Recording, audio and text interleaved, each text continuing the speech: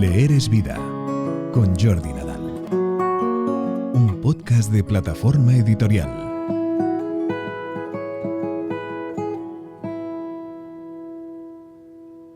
Hola, bienvenidas y bienvenidos todos a un nuevo capítulo de nuestro podcast, del podcast de Plataforma Editorial, que se llama Leer es vida. Yo creo que estamos todos de acuerdo en que hablar de salud mental es cada vez más necesario, pero sin embargo aún quedan muchas dudas sobre qué esperar de la terapia psicológica. Hoy vamos a hablar con Rafael San Román, psicólogo y autor de ¿Qué le cuento a mi psicólogo? Rafael tiene muchos años de experiencia terapéutica y divulgativa y con su libro nos ayuda a entender cómo la psicología puede transformar vidas y sobre todo porque es fundamental romper los estigmas sobre acudir a terapia. Bueno, hola Rafael, bienvenido, ¿qué tal? Hola Mercedes, yo muy bien. ¿Tú qué tal estás? Bueno, ya ahí voy tirando. Yo tengo muchas ganas de que sean las vacaciones de Navidad ya, ¿para qué te voy a engañar? Llegarán, no te preocupes. Llegarán, pero se están haciendo de jugar. A ver, te voy a empezar a preguntar, ¿qué te llevó a escribir el libro y por qué crees que puede aportar contenido de valor a quienes sienten curiosidad o inquietud por iniciar un proceso de terapia? Yo he escrito siempre, tanto mis cosas personales como a nivel profesional. Y siempre había tenido la inquietud, o desde hace tiempo había tenido la inquietud de escribir algún libro que de manera más o menos panorámica, más o menos amplia, abarcara diferentes temas que yo me voy encontrando en mi trabajo con mis pacientes.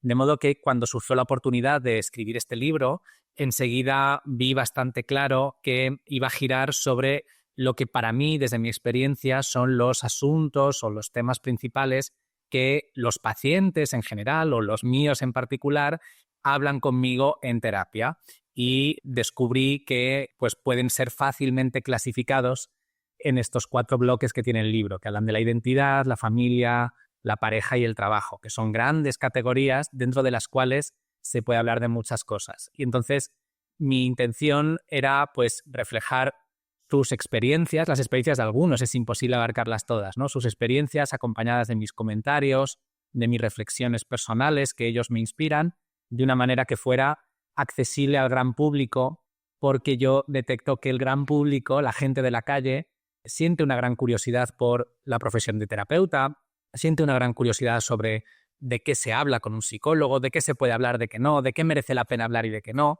y eso es lo que he pretendido reflejar en el libro.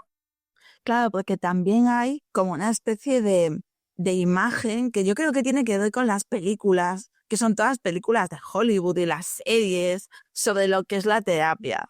O sea, mucha gente ha visto mucho cine, mucha televisión, tiene una idea de lo que se hace en terapia, pero esa idea siempre está tergiversada por la propia ficción. Los terapeutas no sois Danny DeVito ni sois Billy Crystal. Entonces, para que nos entendamos, cuando alguien llega por primera vez a tu consulta, tú lo primero que tienes que hacer es el trabajo de romper ese mito. Claro. A veces el mito es más duro y hay que hacer más esfuerzo por romperlo, otras veces ya viene más facilitado. Sí, yo observo que muchas veces, y lo comento en el comienzo del libro, hay muchos clichés, muchos estereotipos, mitos, creencias distorsionadas sobre en qué va a consistir el trabajo personal junto a un terapeuta profesional. Y ahí pues menciono, digamos, 3 creencias que suelen tener muchos pacientes y que incluso puede tenerlas un terapeuta que no esté atento a estas cosas también. Y se trata de la expectativa de que una terapia me puede ayudar con cualquier cosa, una terapia me va a ayudar del todo con cualquier cosa y además lo va a hacer a un ritmo rápido, ágil, de modo que no me va a costar ni mucho tiempo, ni mucho esfuerzo, ni mucho dinero. Y incluso un terapeuta, por eso que te decía, también puede tener esta expectativa de que yo voy a poder ayudarte con cualquier cosa, lo vamos a solucionar del todo y además lo vamos a hacer muy rápido. Esto es posible en muy, muy pocos casos. Normalmente una terapia, desde mi punto de vista, abarca un segmento más o menos amplio, más o menos complejo, más o menos profundo de la vida y de las necesidades de un paciente, pero no puede abarcarlo todo. Una vida es demasiado larga y demasiado compleja como para que un terapeuta sea tan todopoderoso que va a poder satisfacer al máximo esas expectativas. Y por tanto es importante desde el primer momento, y yo con algunas personas tengo que plantarme mucho ahí y enfatizar mucho ahí, el ajuste de expectativas. Hay que ser realistas, los cambios son lentos, los cambios a veces son discretos. Muchas veces, por ejemplo, y está muy bien, y a mí me gusta, muchas personas hablan de manera muy entusiasta de su experiencia en terapia. Me lo noto muchísimo, me ha cambiado la vida, te lo recomiendo, la verdad es que es lo mejor que he podido hacer, no sé por qué no lo he hecho antes. Y algunas personas llegan habiendo escuchado ese discurso y luego no se encuentran exactamente esa experiencia, lo cual no quiere decir que no estén haciendo una buena terapia, pero es menos intenso, es menos entusiasta y puede llevar a cierta sensación de decepción si no se contextualiza bien. Entonces esto, en una buena terapia, lo manifestarán con su terapeuta y su terapeuta lo podrá recolocar para poder estar en un plano de mayor realismo. Y una cosa que a mí me causa mucha curiosidad es, en el libro tú identificas como los 4 grandes temas o los 4 grandes bloques por los que más habitualmente suele acudir la gente, o que más suelen preocupar, o que en realidad muchos otros temas se reconducen o se podrían encajar en uno de esos 4 bloques. Ujú. La pregunta es, si tú notas que en función de cómo esté el mundo en determinados momentos, algunos temas tienen más preponderancia sobre otros en determinadas situaciones. O sea, por ejemplo, trabajo. Bueno, pues en situaciones de crisis es más normal que la gente acuda y que su principal tema sea trabajo, o en realidad nosotros a veces en nuestro mundo interior vamos un poco a nuestra bola con respecto de lo que pasa afuera. Ni una cosa ni la otra. Fíjate, yo lo veo más relacionado con los temas que están más presentes en la llamada conversación pública o, por decirlo en el lenguaje de la calle, los temas que están más de moda y de los que se habla más. Lo cual no quiere decir que esté mal, ni que no sean buenos temas, ni que se esté hablando mal de ellos, pero sí que hay de repente palabras, términos, conceptos que están más presentes en algunas épocas que en otras, ¿no? Por ejemplo, en general hay una palabra que está todo el rato circulando por la calle, empatía. La gente la utiliza, normalmente la utilizan más o menos bien, no del todo bien, pero la utilizan bien. Suele haber otra palabra, otra idea, que es la de la asertividad, famosa, también se habla mucho, y la autoestima como etiqueta. Luego no sabemos de qué estamos hablando cuando hablamos de autoestima, pero como etiqueta está muy presente. Entonces, por ejemplo, esto llega a las sesiones de terapia o yo me lo encuentro independientemente de la época, ¿no? Entonces, el tema de la autoestima casi todos te lo mencionan. Con esta palabra o con otra también muy famosa que es hablar de inseguridad. Siento mucha inseguridad, no me veo seguro, me veo más o menos flojo en no sé qué temas que tienen que ver con mi amor propio, ¿no? Entonces ahí ya tenemos un tema de moda, ¿no? Presente en la conversación que llega a la consulta. El tema de la empatía, como decíamos, la asertividad tiene que ver, igual no te la nombran con esta palabra, pero dicen, tengo problemas para afirmarme correctamente en mis relaciones y hacerme presente y hacerme defender y definirme delante de los otros. Todo eso es, entre otras cosas, de manera muy sintetizada, algo que tiene que ver con la asertividad. Entonces, bueno, hay como una especie de vasos comunicantes entre las necesidades genuinas de cualquier ser humano a lo largo de las décadas y los picos, las modas, los puntos que más atención reciben, pues yo qué sé, porque están presentes en las redes sociales o en la televisión o lo hablan de ello personas conocidas, por ejemplo. Claro, era una cosa que te quería preguntar también, aunque está totalmente fuera del guión, pero yo el guión, en fin, porque es un tema que salió muchas veces en la presentación de tu libro, que mucha gente levantaba la mano y preguntaba por él. Yo, por ejemplo, tengo una hija adolescente, entonces utiliza la palabra tóxico con una alegría, pues porque es un término que se ha introducido en su vocabulario, pero también es una persona que está en redes sociales, que está en TikTok, que está en Instagram, y de repente surgen como nuevos temas que tienen que ver directamente con la psicología y que los utilizan con una alegría loca. Entonces, a mí hace poco me comentaba un psicólogo que llegaba muchísima gente a su consulta hablando de, ¿seré yo una persona con alta sensibilidad? Entonces, ¿hasta qué punto interfieren las redes sociales en tu trabajo? No interfieren de manera grave porque ya estoy yo ahí para recolocar lo que yo considero que son creencias desajustadas o información mal digerida y que hay que clarificar. O sea que en ese sentido, en mi trabajo no van a influir, creo, mucho. Donde sí veo que hay influencia es en la parte previa, en cómo se han ido introduciendo en la mente, en el discurso de las personas. Y como sabemos, el lenguaje crea realidad. Esto no quiere decir que sea el fin del mundo ni que sea una realidad de hormigón armado, ¿no? Pero crea realidad, lo vamos repitiendo y cada vez se va metiendo más en nuestro pensamiento. Y al final, muchas veces, si no cuidamos esa trayectoria según la cual se va introduciendo nuestro pensamiento, la idea original puede haberse alejado mucho de su verdadero contenido y de su verdadera realidad. Y entonces, pues eso, llegamos hablando de relaciones tóxicas, pero no sabemos qué queremos decir por toxicidad. Llegamos hablando de que yo me considero una persona con alta sensibilidad o persona altamente sensible, que es otro de los términos famosos últimamente, y realmente pues no es así y la persona no le pasa eso, le pasa otra cosa, lo está llamando de esa manera. Para ella, pues esas palabras le facilitan el entendimiento de lo que le pasa, pero de una manera superficial. Y por eso es ahí donde el trabajo con un terapeuta o leer un libro escrito por alguien más o menos riguroso le puede ayudar de manera más profunda a ubicarse en lo que verdaderamente le pasa y utilizar las palabras sin necesidad de tener un nivel académico en ese tema muy alto, porque no le toca, ¿no? Pero utilizar las palabras con un mínimo de rigor, porque eso luego sí se va a introducir en su mente, sí se va a introducir en su discurso y le va a poner en una senda un poquito más eficaz a la hora de abordar el tema en cuestión. Claro, porque en el fondo es lo que dices tú, el lenguaje es muy importante. Hace 100 años, pues las mujeres con determinados problemas éramos todas unas histéricas, por ejemplo. Entonces tiene razón de ser. Una de las cosas también, cambiando de tercio, que llaman la atención de tu biografía, que está en la solapa del libro y que yo creo que hay muchísima gente que lo primero que hace es primero ir a la contracubierta y luego a la biografía, es que has trabajado de manera muy activa con el colectivo LGTBIQ+. Entonces, desde tu experiencia, ¿cuáles son los desafíos emocionales más comunes que enfrenta este colectivo en particular y cómo los abordas en terapia? Sí, yo con el colectivo en general, pero sobre todo donde más he estado es en la G, ¿no? Del hombre gay o al menos del hombre que tiene relaciones sexuales con hombres, que sería el término paraguas, ¿no?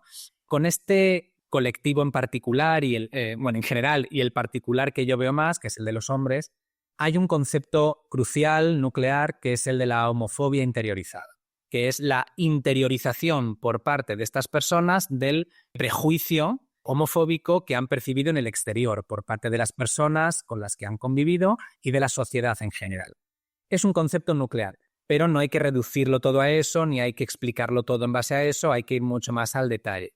Yo me encuentro que, al margen de que les pasan cosas que les pasan al resto de personas, o nos pasan cosas que les pasan al resto de personas, en lo que cada vez me voy fijando con más detalle es no tanto en la idea de homofobia interiorizada, que por supuesto siempre va a estar ahí, sino en la idea del trauma más o menos grave que puede haber generado la experiencia continuada de rechazo, de acoso en el colegio, en la familia, normalmente en años muy importantes para la formación de la personalidad, de la identidad, de una autoestima sana. Entonces, me fijo mucho en ese trauma y lo intento explicar mucho con los pacientes para que sepan que lo que les pasa no es fruto ni del presente ni de la casualidad, sino que tiene una trazabilidad muy, muy clara. Y me fijo mucho en las consecuencias de ese trauma y el repertorio más o menos florido, más o menos diverso de intentos de adaptación, intentos de compensación, a veces de hipercompensación de las consecuencias de ese trauma. Es decir, ¿qué me ha pasado y qué he hecho con lo que me ha pasado para intentar sobrevivir? Y a veces esos intentos, siempre han sido funcionales, son los mejores intentos, los mejores recursos que la persona ha encontrado para adaptarse a su propia vida. Desde ese punto de vista, nada que objetar, nada que decir, perfecta validez, pero a veces han tenido un coste alto. Son hipercompensaciones, son distorsiones que ha hecho falta desarrollar, pero que están interfiriendo en su bienestar actual. Entonces, yo me fijo mucho en eso y es, yo creo, gran parte del contenido del trabajo con mis pacientes que son parte de este colectivo. Otro tema que también está ahora mismo a pie de calle tiene que ver con los procesos de duelo y de pérdida, porque a menudo resulta muy difícil para las personas saber por dónde empezar. Claro, nosotros ahora mismo lo estamos viviendo, por ejemplo, con todo el tema de la Dana, que va a generar una barbaridad de duelos que yo creo que la gente todavía está empezando a procesar ahora. Entonces, ¿qué le dirías a alguien que se encuentra bloqueado en este tipo de situación y que no sabe ni por dónde empezar o que no puede avanzar? Bueno, lo primero, un mensaje de normalización de lo que está ocurriendo. Si nos fijamos, por ejemplo, en el ejemplo que traes tú de las personas afectadas por la DANA, pensemos que es muy traumático, a menudo son duelos múltiples, es decir, quizá he perdido un familiar, a la vez he perdido mi local, a la vez he perdido mi coche, a la vez he perdido mi casa, a la vez he perdido gran parte de mi trabajo. O sea, habrá muchas personas a las que se les hayan juntado cosas que nadie vive en el transcurso de una vida entera.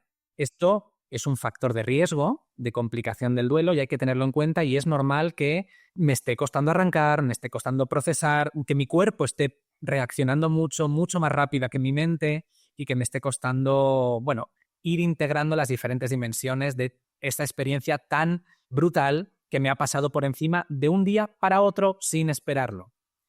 Ya a nivel general, yéndonos a procesos de duelo y de pérdidas significativas en general, cuando una persona está experimentando dentro de ese contexto que algo no va bien con su proceso, que está teniendo problemas, que no avanza, esto es una queja muy recurrente, no avanzo, estoy estancado, creo que estoy desarrollando una depresión, ¿no? Todo ese tipo de situaciones, lo importante es, ante la duda, consultar con un profesional, un psicólogo profesional, a ser posible que tenga una cierta o una amplia especialización en duelo. Esto no siempre es posible. Si no es posible, que no cunda el pánico. Encontrar, a ser posible, un buen psicólogo que, aunque no tenga 5 másters en duelo, pero que dé confianza, que dé seguridad, que no se asuste por lo que le estoy contando, que no intente patologizar a la primera y que me ayude a clarificar, aunque él no se vaya a ocupar de mí, porque quizá luego me derivará a otro tipo de servicio, pero que me explique más o menos qué está pasando y sea capaz de determinar a qué estoy llamando bloqueo, qué estoy entendiendo por avanzar y por no avanzar, qué consecuencias está teniendo el duelo en mi vida, si en realidad lo que ocurre es normal, dado lo que me ha ocurrido y el punto del proceso en el que estoy, o bien ya se están viendo consecuencias a nivel de salud, a nivel de relaciones, a nivel del funcionamiento en las ocupaciones de la vida cotidiana o del trabajo, que merece la pena observar de una manera más profesional. Entonces, en resumen, normalizar, un mensaje de tranquilidad, hay cosas que se pueden hacer, hay soluciones, y consultar con un profesional lo más especializado posible en una situación como la que me ocurre. Claro, a mí una cosa que me llama la atención de este tema, ahora mismo porque está a pie de calle, es el duelo colectivo frente al duelo personal de cada uno. Porque parece que hay como una manera correcta de vivir el duelo y una manera incorrecta, porque a veces el duelo colectivo choca con el duelo individual de cada uno. Y a mí esto me hace pensar un poco también en que la divulgación de la psicología se ha vuelto muy popular en los últimos años. Hay un montón de contenidos en Instagram, en los medios de comunicación, y yo no sé hasta qué punto este contenido a veces pasa una especie de rodillo que lo generaliza todo y de qué manera puede influir en la terapia individual de cada uno. No sé si me estoy explicando bien. Sí, perfectamente. Porque a lo mejor si tú vas al margen de lo que debería ser o de lo que tú estás oyendo en la televisión que está diciendo un señor que está apareciendo en pantalla que deberías sentir, no sé si eso te puede perjudicar, te puede hacer sentir diferente, peor, mejor. Depende de lo que escuches, igual te da una buena idea, igual te sientes identificado y eso te ayuda a normalizar tu experiencia, igual si te encuentras con un contenido o un testimonio que es superficial, que son lugares comunes, que es demagógico, que es académicamente incorrecto y tú no sabes categorizarlo como tal, quizá te hace retroceder algunos pasos. Yo en general, con el tema del duelo en particular, que se habla y a menudo se habla de manera desajustada, pero con los contenidos de psicología en general, creo que, aun con todo, a pesar de los pesares, está muy bien el auge de contenido. Es bueno que haya gran contenido, que haya visibilidad, que se escriba, que se hable, que se filme, que se hable mucho, ¿no?, del tema. Creo que es más bueno que malo. Pero hay una consecuencia. Mejor consecuencia. eso que el silencio, ¿no? Por supuesto, siempre. Y que la invisibilidad y que las torres de marfil y los recovecos, ¿no? Creo que es mejor que se divulgue y que se abran las puertas y las ventanas. Pero no podemos obviar que eso tiene consecuencias perniciosas para el propio contenido y para las personas que lo reciben, porque no todo el contenido es bueno, no todo el contenido es profundo, no todo el contenido es oportuno, no siempre va dirigido al público adecuado, va dirigido al universo y te llega, y si hace un buen match, pues genial, y si no, pues te puede confundir o te puede contaminar. Entonces hay que contar con que Esto, en general, como consumidores debemos ser críticos y debemos ser rigurosos, no debemos dar por bueno cualquier cosa. Bien porque a veces puede ser incorrecto lo que nos llega, o bien porque puede ser correcto, pero puede ser hueco, superficial, y dar la impresión de que me está aportando una cosa interesantísima y profundísima y realmente no me está diciendo nada. Entonces, cuidado con el ruido, cuidado con la distorsión, cuidado con el cuñadismo, bien intencionado y malintencionado, cuidado con levantar mucho polvo, porque sí, llega a las personas el mundo de la psicología, del bienestar, de la salud mental, la divulgación científica, por ejemplo, pero también llega mucha morralla y mucha basura y mucha confusión. Entonces hay que saber también tener límites y por eso es importante que intentemos hablar de lo que sabemos y hablar lo menos posible, como en la vida en general, de lo que menos sabemos. Mira, es que me lo has puesto súper a huevo. Nada mejor, en vez de 5 segunditos en un TikTok, que a lo mejor no están muy fundamentados, pues un libro riguroso, ameno, muy fácil de leer, pero sobre todo hecho por un profesional como el tuyo. Claro. Por ejemplo, yo, si quieres lo dejamos aquí. Recomendemos, por favor, la lectura de ¿Qué le cuento a mi psicólogo?, de Rafael San Román, en la super editorial Plataforma, y ya está, maravilloso. Estoy de acuerdo, me parece muy buena recomendación, Mercedes. Bueno, pues te doy las gracias por la paciencia, por mis conexiones de redes que son tremendas y por ser tan fácil y tan accesible y tan directo, y te mando un beso muy grande. Otro para ti, muchas gracias a ti y a todo el equipo de la editorial. Que tengáis muy buenas vacaciones y merecidas, seguro. Sí, las vacaciones ya, por favor. Venga, un beso muy grande. Para ti, hasta luego. Adiós. Descubre todas las publicaciones de Plataforma Editorial en nuestra web plataformaeditorial.com.